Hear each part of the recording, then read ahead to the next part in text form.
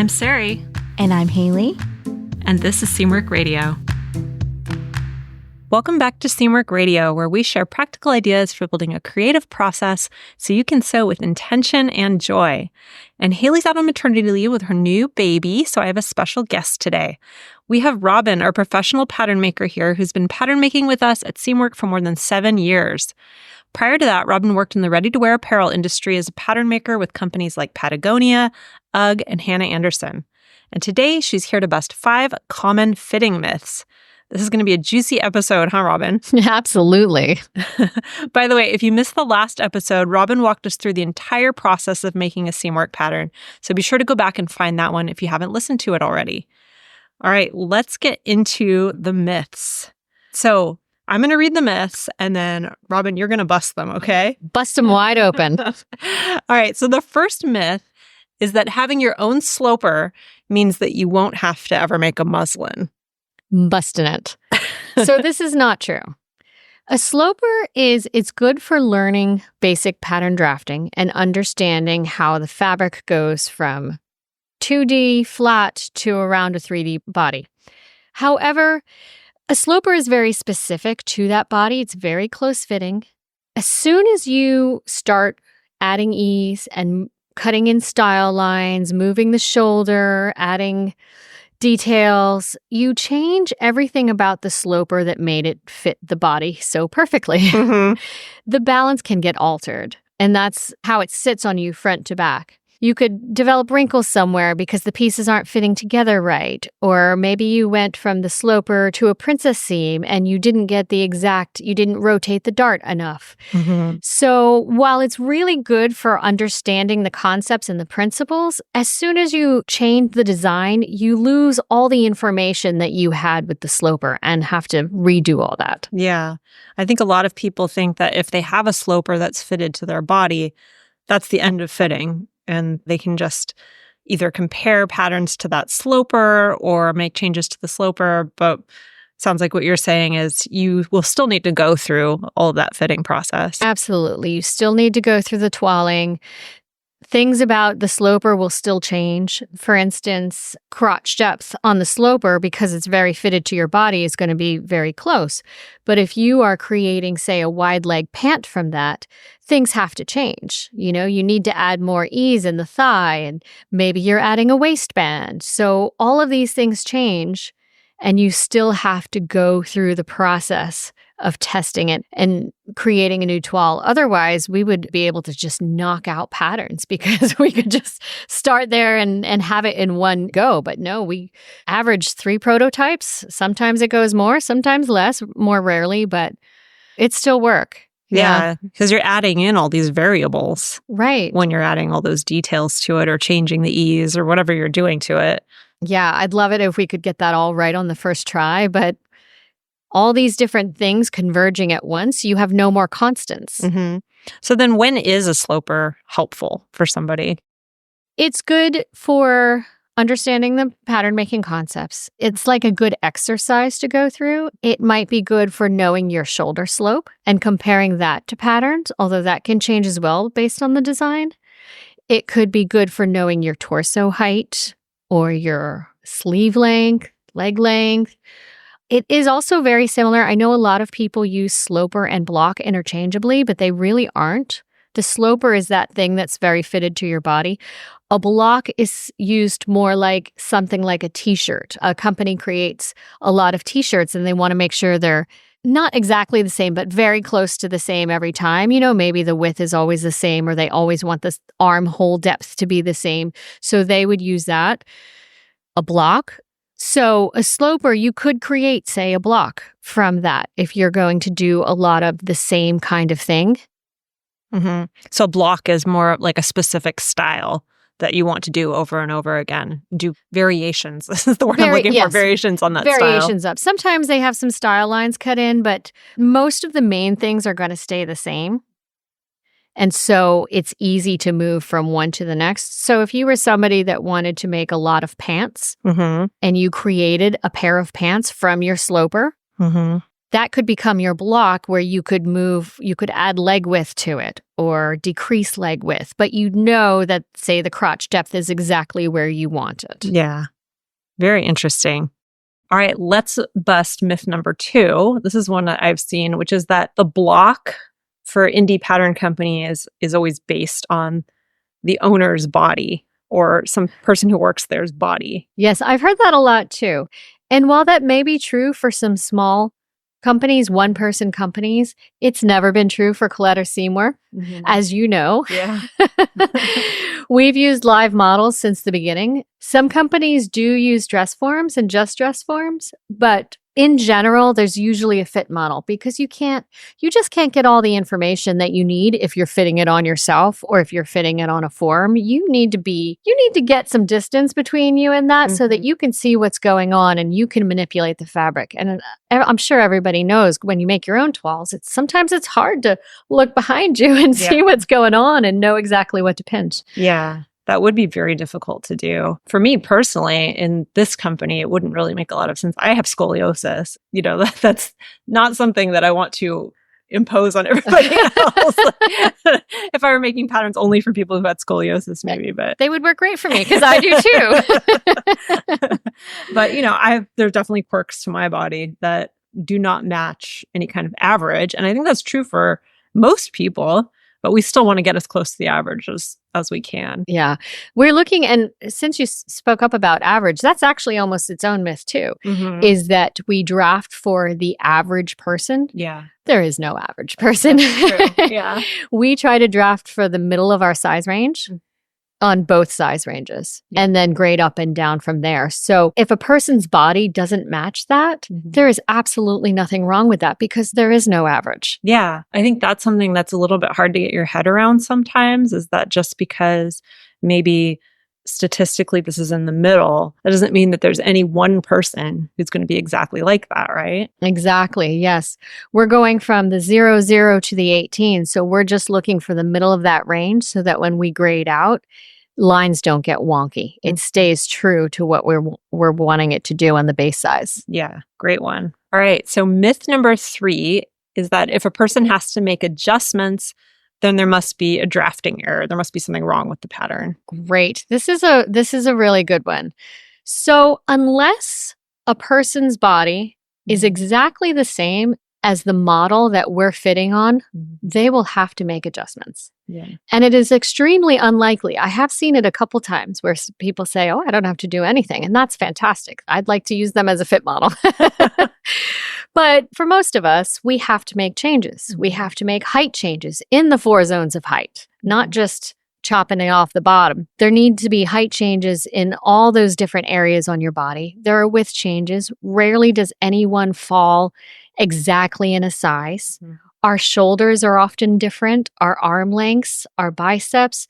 So it is absolutely normal to have to make 3, 4, 5. I make 6 changes to a pattern because I have a lot of heights that are off and places I need to grade between things. It's completely normal.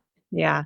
It depends on the style of the pattern too, don't you think? Like how many adjustments you may need to make. Absolutely. Something that's more fitted, like the Emma dress, is probably going to need more tweaking. But it happens with simpler garments too. Regular tank tops, things that look really easy can be surprisingly challenging if you don't know exactly what you need to do for your body or how your body differs from our fit model. Yeah, that's almost a separate myth, is that just because something is simple doesn't mean that it's going to be easy to fit. Yes, it's actually a joke between us when we're developing. The ones that look simple, we often have more work on than the ones that look really complex. Yeah, I know for me, I can look at a pattern and kind of see whether I'm going to need to make a lot of adjustments or a few adjustments. I mentioned before that I have scoliosis, so I have kind of a short torso. So something like the Emma dress, for example, I'm going to want to make sure that it's hitting in the right spots because it's so fitted. Yes, we see this a lot with the upper arm area, the armhole area. If that is too long on somebody and that bust is not sitting where it's supposed to, it can look like other things in the pattern are off.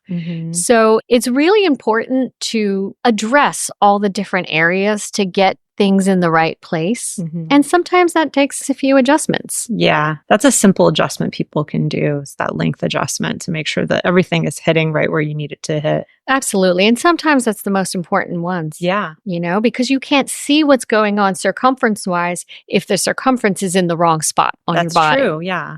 That's a really good point. All right. Myth number 4 is that if your clothing has wrinkles, that means you have a bad fit. Let's think about that. Let's unpack that. When you wear clothing, you need to move in that clothing. You need to have that ease, and more fabric creates more opportunity for wrinkles. So yes, sometimes it is pointing to a fitting problem, often. But a lot of times it's not. There are hollows in our body. There are hollows where our legs meet our hips. There are hollows up on our upper chest area. And you can't, unless it's meant to be skin tight dance costume, gymnastic costume, you're going to have some extra fabric that needs to move. Then it also depends on the design lines. So if you have a drop shoulder, there's no armhole, right? There's going to be fabric there because it's the armhole seam that takes out that excess fabric. So if that seam isn't there, you're going to have fabrics there, which is creating wrinkles. Yeah. It seems like when clothes have more ease, there's always some amount of wrinkling. Exactly. You know what you're saying about gymnastic clothing. Like it has to be absolutely skin tight and the fabric has to have stretch. Right. In order for it to not have any wrinkles whatsoever. Right. A great example of why sometimes you're going to have wrinkles you can't do anything with would be sleeves. Okay. So imagine the sleeves on a t-shirt. The t-shirt got its name because if you lay it flat, it looks like a T, right? So that sleeve has a very short cap. Sleeve cap, if any. So what that does is when you put your arm down, you're going to have some excess fabric. It's going to have some wrinkles, some diagonal wrinkles there on your arm. But that excess fabric and those wrinkles, that short cap, allows you to reach for things with the rest of your garment not pulling up. Now, the opposite of that is if your sleeve fits perfectly, flat, straight down, no wrinkles on the sleeve. It might look beautiful, but you're not going to be able to move your arm as much as if you have some extra fabric there that allows you to have lift. What about in pants? Because I feel like that's an area where people get really hung up about wrinkles. Yes, absolutely. Again, we have curves, and there are areas where we can take wrinkles out. But one common place we see them is around the crotch. And this is actually, we have hollows there. So this is actually so common that jeans companies embellish those wrinkles, right? You've seen pants, jeans with bleached wrinkles there to really let us know that this is normal and this is something that happens. If you have curves and you have hollows, the fabric can't be plastered to your body unless you're in your bike shorts. Yeah. Yeah. How do you... I don't know if there's a clear answer to this, but how do you know the difference between wrinkles that are there because something isn't fitting you correctly and wrinkles that are there just because of the style of the garment or to allow for movement? You go to school for 4 years and then study it for 20. No, I'm kidding. It really depends on the style of the garment. If something is closer fitting and say in a woven fabric, like jeans, trousers especially, because there's a little bit of ease, but not too much ease. So as that fabric is going around your curves, there are going to be places that it's moving differently. It's a wrinkle that means you have to change something. I mean, I feel like the sewing industry in general does a really good job of saying when you see these wrinkles, these are some of the changes you need to make. But it can be hard to know. You have to kind of really look at the style and see how it fits around your body. And when I make toiles, I always pinch the extra fabric on my body. Is it going to make it look better? Is it going to make it hard to sit down? Things like that can help clue you in. Yeah, sort of balancing what it looks like and the functionality and figuring out where that is for you. Absolutely. If you try to take out wrinkles on the backs of your arms, right? And then try to drive a car, you'll know. So if you pin that out, and then try to drive and you can't, or hug a person, not everybody drives, hold your bicycle handles, then you know you need that fabric and maybe those wrinkles are okay because we're not judging each other. I never look at people's wrinkles as I walk down the street.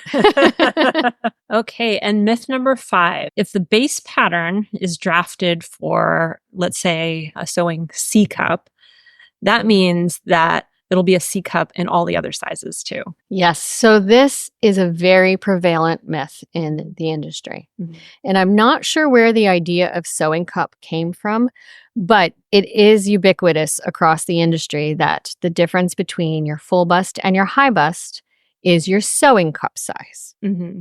So we actually draft for actual real bra cup sizes. And the reason this is the high bust measurement does not encompass all the information about the rest of the body, mm-hmm. right? Especially when you're comparing it to your full bust. It doesn't tell you how muscular the back is. Mm-hmm. It's also how it's measured is problematic because it's a diagonal measurement. So that measuring tape, you could put it parallel there. Mm-hmm. Most people put it diagonal.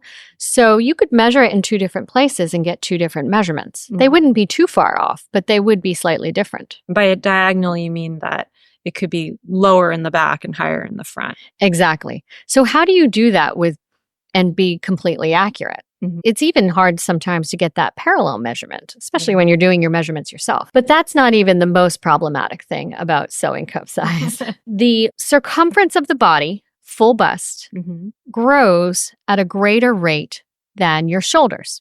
Right. Shoulders are mostly bone and they do not grow as fast as the rest of it or at the same rate. So your shoulder grade is a smaller grade between sizes. We talked about in the last episode how the circumference of, say, an 8 mm-hmm. is between a 6 and an 8 is 1 inch, mm-hmm. right? That's your full bust. But the shoulder is only growing a half an inch mm-hmm. from side to side. So what happens with high bust is that it has a grade in between those two. In order to get the armhole, as it grades out, to be the same shape as the base size, it can't grow as much as the bust grows. Right. It has to be between those two measurements. The only way a sewing cup, that 3-inch difference on the example size C, could be the same for all sizes would be if the high bust was grading at the same rate as the full bust. Mm-hmm. So just to kind of put it into different words, the high bust, which if people listening aren't familiar with that is, it's kind of under the armpits, right? Mm-hmm. That area. That measurement is going to be closer to, say, your shoulder. Exactly. Than it is to your full bust, which tends to grow more as sizes get larger. Exactly. And that's actually how we want it. Because if you're using that high bust measurement to get a more accurate shoulder fit, you want it to be grading much closer to your shoulder than to your full bust. Mm-hmm. People seem to think, it's the myth we're busting, people seem to think that if for example, a pattern is created in a size 8 with that measurement being, say, a C cup, then it'll be exactly the same in all the other sizes. And you're saying that's not true because the grading is different. Because the grading is different. So that 3-inch difference, as you grade up to the larger sizes, is going to be greater than 3 inches. Mm-hmm. So technically, the sewing cup would not be a C anymore. It would blend into a D or a double D. Mm-hmm. And it's going to go down as you go to the smaller sizes because the bust is grading an inch around, but the high bust is only grading about 5/8 around. So would you recommend when people are choosing a pattern size to go by the full bust measurement and then make adjustments elsewhere, like to the shoulder area? That's how I like to do it. But also I recognize that I'm at an advantage because I can do it on my computer. Yeah. And because I've made a lot of sleeve changes, and that's where it gets a little bit more complex. I do like to grade between the shoulder and the busts if they're different sizes. A lot of times I'll choose based on the shoulder. And we do have patterns like the Rhett jacket and any of our unisex patterns, the Bud shacket, where we list shoulder measurements. Mm-hmm. We're doing it more often now. We've got a body measurement that we base things off of and what the final garment shoulder measurements are. So if one is able to check that and start with that on, say, a jacket or something, or they know they have narrow shoulders, I do like to grade between the two. But then you do have to make adjustments to the sleeve. And typically that's just measuring the cap, making sure that it matches. Yeah. Or has a little bit of ease in if you're easing it in. And if a pattern doesn't have the shoulder measurement listed, you can just measure the actual pattern piece, correct? Absolutely. Absolutely. Once you have that pattern in front of you, mark off the seam allowance and measure between those shoulders. Put that on your body and see if that's what you like. And again, it's relevant to design too. Design lines, is it a drop shoulder? Is it right on the point? Is it a little bit off? It changes with every design. So that's definitely something for people to be aware of, that cup size might not be what you think it is, just based on the draft of that base pattern. Yeah. And you can measure their high bust on the garment, on the pattern too, just as easily as the shoulder. Yeah. And sort of check that against you and see how that works. Yeah. And see how much ease is left there. Yeah. Yeah. I'm a big proponent of using the lines that the pattern maker gives you at any company and grading between those, because you really can see as well. You can draw a beautiful line rather than just guessing. Yeah, absolutely. All right. So that was our 5 pattern making or fitting myths busted by our pro pattern maker here. So I'm going to recap the myths for you all. Number 1 was that having your own sloper means you don't have to make a muslin. Robin, you busted that one. That the block for indie companies is based on the owner's body or somebody who works there. If a person has to make adjustments to a pattern, that means there must be a drafting error with the pattern. If your clothes have any wrinkles, that means that you have a bad fit.